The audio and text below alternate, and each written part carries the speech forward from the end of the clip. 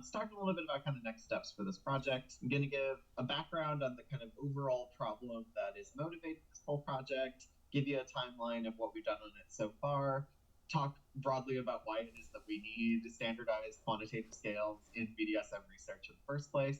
I'm going to do a kind of quick deep dive on one of the few scales that we do have and some problems that exist with it, provide some context for why I'm handing this off to Alexandra, and then kind of one potential vision for the future. So the rough. Okay, so here's the problem. We don't have a ton of scales that exist in the literature, and the scales that do exist are kind of scattered across the literature in various places. Sometimes you can find them in peer-reviewed journals. Sometimes they are sitting in people's folders somewhere and have not officially been published yet. Sometimes you have to go to like a handbook of sexuality methods book in order to find them. And especially as BDSM research has become increasingly popular as a topic, especially among graduate students who are first starting their PhDs, having a kind of centralized place for finding scales for a novice researcher in BDSM seems like it would be really useful. We also have the problem that of the scales that exist, a lot of them are normed and focused on kind of clinical orientations because some of the kind of kink and BDSM psychological research is born out of this like paraphilias literature. And so most of it is normed on like people that are accused or convicted of crimes or people that are actively in therapy, which may not represent the full scale of most people that are just everyday kinksters out in the world.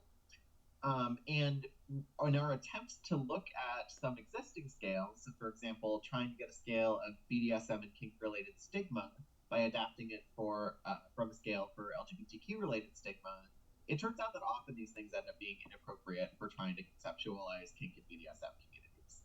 So, for example, you might get scales that'll be about feeling like your legal rights are being threatened or that your relationship won't be given the same rights as straight relationships, or there might be items that will be on the scales like lesbians are just overly masculine men.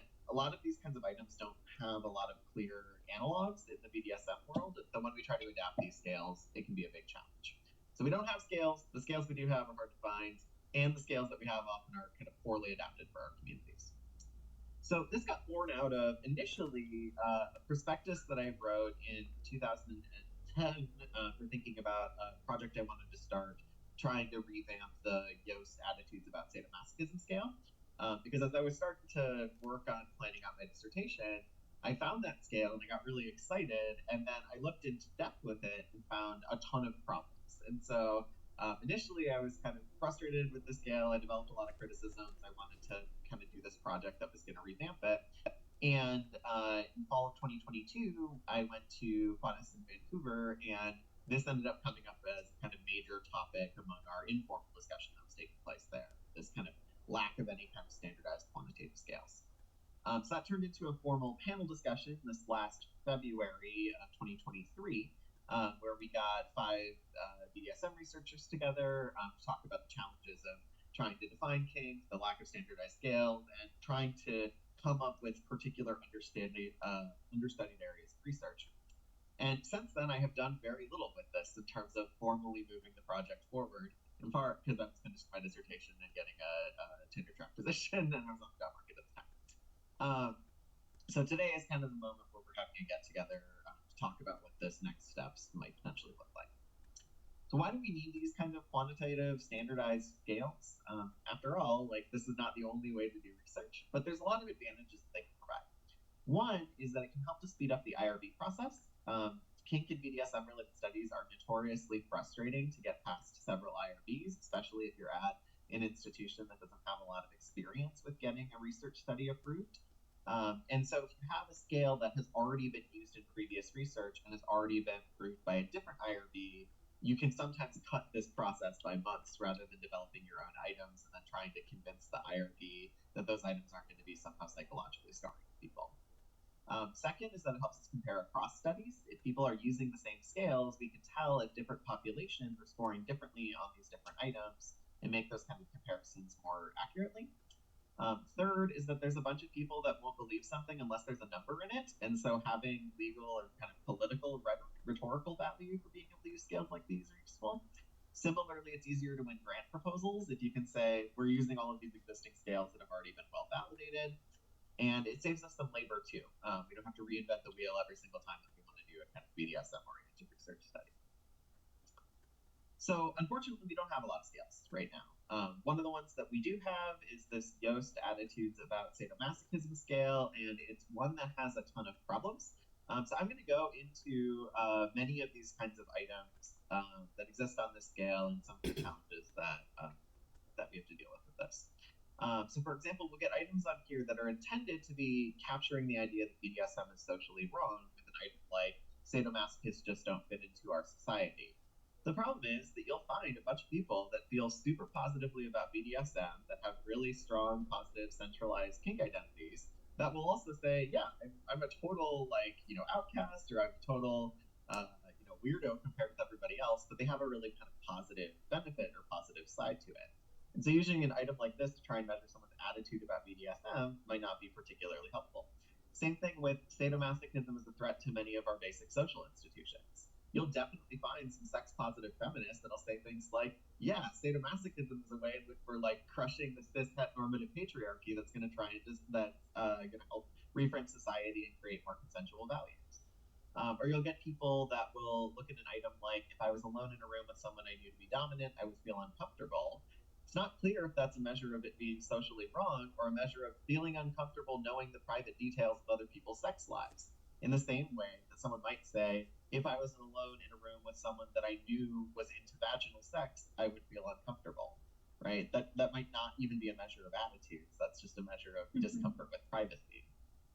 Or an item like SM rarely exists in a psychologically healthy individual, that could be a measure of social wrong, or that could be a measure of how common they think SM exists, right? If they think that only 2% of the population is in sadomasochism, they may answer yes to that question, even if they think that you can be a totally psychologically healthy individual. Similarly, on the violence measure they have here, they have items like a variety of serious psychological disorders are associated with sadomasochism. Someone that has a really positive view of sadomasochism, but also subscribes to a kind of minority stress theory view, where they argue that being a sexual minority puts you at increased risk for things like depression as a result of societal discrimination and stigma. They might answer yes to this question, even though they have really positive attitudes about BDSM. In the third factor they have here for lack of tolerance, we have this sadomasochists are just like everybody else item. Again, if you're the kind of sadomasochist that says, no, we're a special, awesome breed of people, you might say no to that item. That's if you have a negative attitude towards BDSM. One item on there, sadomasochism is erotic and sexy. That's not even an item tapping attitude. That's an item tapping whether or not they're into kink, right? Like a person that's like, I love kinksters, they're great, I would never do it myself, would not answer yes to this item, right? Or many sadomasochists are very moral and ethical people. If you're the kind of person that's just kind of pessimistic about people in general, right, then it's not really an attitude about S&M, it's an attitude about people. Right? If you think most people are terrible people, you need a kind of comparison item, right? And then the last factor they had on this for real life aren't even clearly attitudes about BDSM. They're attitudes about the psychology of people's personalities, both inside and outside of the BDSM world. But you'll see almost everybody that uses this scale just takes all of the factors together and adds them all together, even though these items don't seem to be related to that at all, right? So the one major scale we have that's super well validated has a ton of problems in it, unfortunately. So good news, bad news on the study. I finished my PhD. I got a tenure track job. That's been great since coming up with these criticisms and hosting this panel. But I now teach a 4-4 load and had 7 new preps this year, and so I haven't had the chance to basically do anything on this project. And so I am taking this off my plate and giving it to Alexandra. In part just because that's the amount of time I've got in my life right now. So giving kind of one vision for what this project's next steps might look like, and a couple of ideas. One would be potentially developing some kind of needs identification survey to send out to BDSM and sex researchers to be able to identify what are all of the scales that we need to create in order to standardize them in our research. What's the kind of existing need that's there? I put out some potential organizations to think about contacting. Most BDSM affiliated folks are part of at least one of these in terms of being like a researcher, whether it's our group or Karis or Tashra or Positive Sexuality. National Coalition for Sexual Freedom might be another potential option to think through, and being able to contact people and target them that way. And then taking basically that study, doing a qualitative thematic analysis on it to identify additional scales that are needed. The other one we could do simultaneously with that is start some kind of online database that's linked through the QuadS website, whether it's just a Google Excel spreadsheet with a form attached where people can basically call dibs on scales. Because one thing I would want to do is like have this big call for 10 different scales or 15 different scales, and then have 3 different researchers all start developing the exact same scale at the exact same time. Then we're duplicating the research. We now aren't standardizing anymore. Now we have the infighting about which scale to use. So having some kind of like centralized place where people could say, hey, I'm going to do a study that looks at trying to create this scale, and being able to keep track of it and then have it linked so that novice researchers can find all of it seems like it would be something that would be pretty helpful. And then whatever projects people end up doing, taking the time to publish them in peer-reviewed journals, and then we track and link those papers in the database, and also have the scales available as PDFs in that database, so we don't run into the other problem that exists for a lot of standardized scales where it won't actually be in the published paper anywhere, and instead you have to like hunt and peck in order to find it. So that's going to kind of a rough plan for what I'm thinking about. The good news is that because we had this long panel discussion last February, I rewatched all of that panel discussion in the kind of hour and a half or so that it took. And I took really careful notes on all of the kind of major needs that were identified so far. And so I have a list of about 15 potentially proposed scales that we might want to put on our kind of wish list for people to call dibs on based on that panel discussion. And I've organized them into groups on kind of like larger themes. So one of them is this kind of like how kinky is a person scale, the extent to which they are interested in kink, participating in kink, attracted to kink, want to engage in kink, what kink behaviors that they want to engage in, and to what extent they conceptualize kink as part of their identity. So things like kink identity centrality, kink identity valence, those sorts of things. I know currently Richard Sprott is working on a kind of kink identity scale. It's been mentioned in a couple of places, but I haven't actually seen it yet. It hasn't been officially published yet. But that would be something we might want to reach out to Richard Sprott if we do this and say, like, you kind of already have dibs on this one. But yeah, so that would be one potential option. Is like 3 different scales, one looking at like what kinks do you do, one looking at behaviors, attraction, and desire, and one looking at identity. Another potential group would be revamping the Yost scale, which is the kind of prospectus that sparked this whole thing in the first place. One thing that can be, I think, challenging about trying to understand attitudes towards kink and BDSM is that negative attitudes about kink often take on many different flavors. So sometimes you'll get a really left-wing attitude that might come from someone who's like a second wave sex-negative feminist, where they might say kink represents the fundamental oppression of women, and any woman who's involved in kink is complicit in her own oppression and has been brainwashed by the patriarchy, right? Like that kind of view that's anti-kink is very different than a more right-wing religious view that you might get, like it's sinful or it goes against God's law. And then replacing many of the kind of messed up items that currently exist in Yost scale. So those would be another potential place to think about. I came up with 5 different example scales that we need when it comes to things like marginalization. So it'd be great to have a kink internalized stigma scale, just like we have, like Eric's done this kind of work for LGBTQ identities. Kinky barriers in health scale. We have a handful of studies now that have been conducted looking at health experiences of LGBTQ people qualitatively, and so taking those existing studies and turning them into quantitative scales might be a good idea. A community connectedness scale, a scale looking at felt stigma, discrimination, harassment experiences. And one thing I'm particularly interested in that I'm starting a qualitative study on this fall is looking at kink and religious identity conflict. So what it means to say grow up in a conservative religious tradition, but also have kinky desires and how people navigate that. So a scale that tries to capture the extent to which people have felt some kind of conflict would be helpful. Go ahead. Did you? Oh no, never mind. Okay, I'll keep finishing then. A couple more for consent. We might want to have one that looks at consent-related attitudes. We know that the kind of existing literature on consent is very much normed around like vanilla cis-het penile vaginal intercourse on college campuses and issues around alcohol use. And similarly, a lot of the stuff was normed on college students in the 80s. So stuff like the rape myth acceptance scale.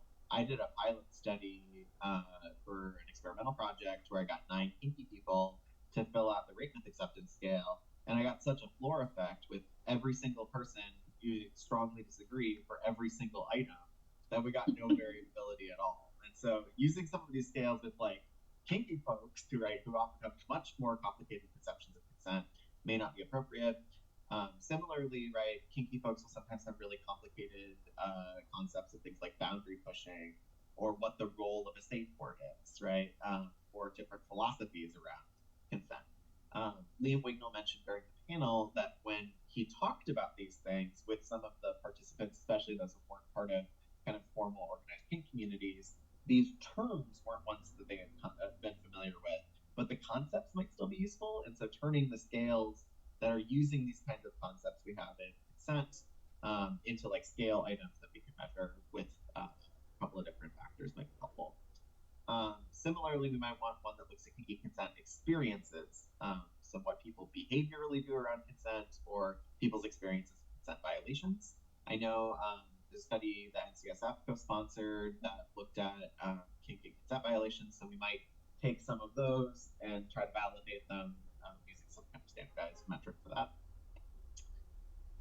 Some scales about developmental experiences were mentioned too.